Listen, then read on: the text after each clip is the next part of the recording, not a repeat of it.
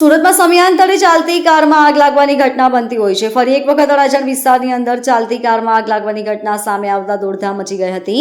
બોનેટમાંથી ધુમાડો નીકળવાનું શરૂ થતાં જ કાર ચાલકે કાર બાજુ પર ઊભું રાખીને સમય સૂચકતા દાખવીને નીચે ઉતરી જતા આ બાદ બચાવ થયો હતો.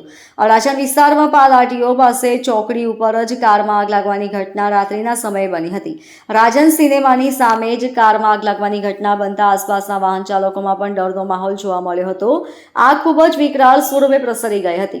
આગને જોતા તાત્કાલિક રાજન્સ ગ્રુપના કર્મચારીઓ અને તેના ફાયર સાધનો લઈ આગને કાબૂમાં લેવાનો પ્રયત્ન કર્યો હતો.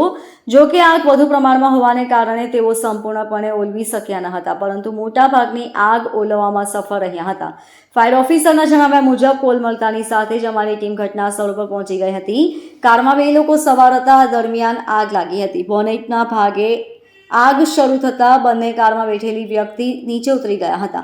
આસપાસના લોકો દ્વારા પોતાના કોમર્શિયલ બિલ્ડિંગમાં લાગેલા ફાયર સાધનોની મદદથી આગ ઉપર કાબૂ મેળવવાની ખૂબ જ સારી કામગીરી કરી હતી, જેના કારણે આગ ઉપર થોડો કાબૂ મેળવી લેવાયો હતો. ત્યારબાદ અમારી ટીમ દ્વારા સંપૂર્ણ રીતે આગ ઓલવી દેવાઈ હતી. બોનેટના ભાગે શોર્ટ સર્કિટ થવાથી આગ લાગી હોવાનું પ્રાથમિક તારણ જણાઈ આવ્યું હતું. Bureau report LK star news, Surat.